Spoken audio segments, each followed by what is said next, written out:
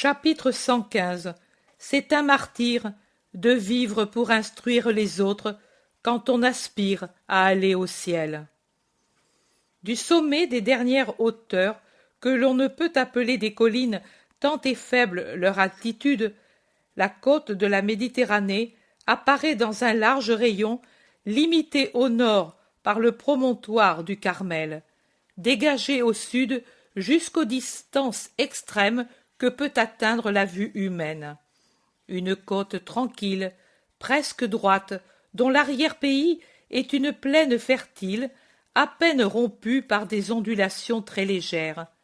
Les villes maritimes se voient avec leurs maisons blanches qui se trouvent entre la verdure de l'intérieur et l'azur d'une mer tranquille, sereine, d'un azur éclatant qui reflète le pur azur du ciel. Césarée est un peu au nord de l'endroit où se trouvent les apôtres avec Jésus et certains disciples rencontrés peut-être dans les villages traversés le soir ou à l'aube, parce que maintenant l'aube est passée, et aussi l'aurore, bien qu'on n'en soit encore qu'aux premières heures du jour.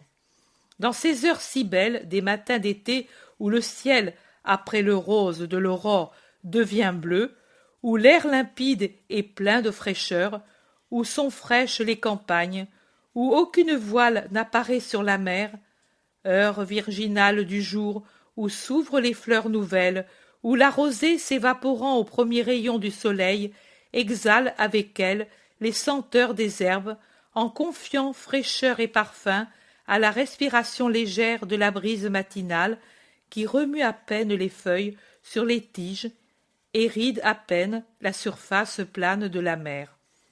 La ville apparaît étendue sur la rive, belle comme tout endroit où se manifeste la civilisation raffinée des Romains. Des thermes et des palais de marbre étalent leur blancheur comme des blocs de neige congelés dans les quartiers les plus proches de la mer, gardés par une tour blanche elle aussi, de forme carrée, élevée près du port, peut-être un camp ou un observatoire. Puis les maisons plus modestes de la périphérie, de style hébraïque, et partout la verdure des tonnelles, des jardins suspendus, élevés plus ou moins fastueusement sur les terrasses au-dessus des maisons, et les arbres qui s'élèvent partout. Les apôtres admirent en restant à l'ombre de platanes plantés presque sur la crête des collines. « On respire mieux en voyant cette immensité !» s'exclame Philippe. « Et il me semble déjà sentir toute la fraîcheur de ces belles eaux bleues, » dit Pierre. « Vraiment, après tant de poussière, de cailloux, de ronces, regarde quelle limpidité, quelle fraîcheur, quelle paix. La mer donne toujours la paix, » commente Jacques d'Alphée. « Excepté quand elle vous gifle et qu'elle vous fait tourner, vous et le bateau, comme des toupies dans la main des garçons, » lui répond Matthieu, qui probablement se souvient de son mal de mer. Jean dit d'abord souriant et ensuite angoissé. « Maître, je pense à toutes les paroles de nos psalmistes, au livre de Job, aux paroles des livres sapientiaux où est célébrée la puissance de Dieu. Et je ne sais pourquoi cette pensée qui me vient de la vue des choses fait naître en moi cette autre pensée, que nous serons ainsi élevés à une beauté parfaite sur une pureté azurée et lumineuse, si nous sommes justes jusqu'à la fin, dans le grand rassemblement, dans ton triomphe éternel, dans celui que tu nous décris et qui sera la fin du mal. Et il me semble voir cette immensité céleste peuplée des corps lumineux, des ressuscités. Et toi, plus resplendissant que 1000 soleils au milieu des bienheureux, où il n'y aura plus de douleur, de larmes, d'insultes, de dénigrements, comme ceux d'hier soir, et la paix, la paix, la paix. Mais quand le mal finira-t-il de nuire? Peut-être qu'émoussera-t-il ses flèches contre ton sacrifice? Se persuadera-t-il qu'il est vaincu? Jamais. Il croira toujours triompher, malgré les démentis que les justes lui donneront, et mon sacrifice n'émoussera pas ses flèches, Mais l'heure finale viendra où le mal sera vaincu, et dans une beauté plus infinie que celle que ton esprit entrevoyait, les élus seront l'unique peuple, éternel, saint, le vrai peuple du vrai Dieu. Et nous y serons tous? Demandent les apôtres. Tous. Et nous? Demande le groupe déjà nombreux des disciples. Vous aussi y serez tous. Tous ceux qui sont présents ou tous les disciples? Nous sommes nombreux désormais, malgré ceux qui se sont séparés. Et vous serez de plus en plus nombreux, mais tous ne seront pas fidèles jusqu'à la fin. Pourtant, beaucoup seront avec moi dans le paradis. Certains auront la récompense après l'expiation, d'autres sitôt après la mort.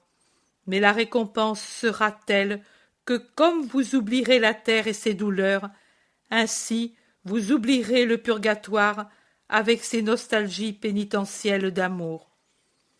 Maître, tu nous as dit que nous subirons des persécutions et des martyrs.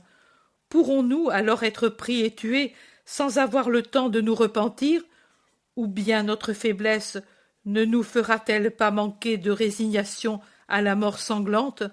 Et alors? Demande Nicolaï d'Antioche, qui est parmi les disciples. Ne le crois pas.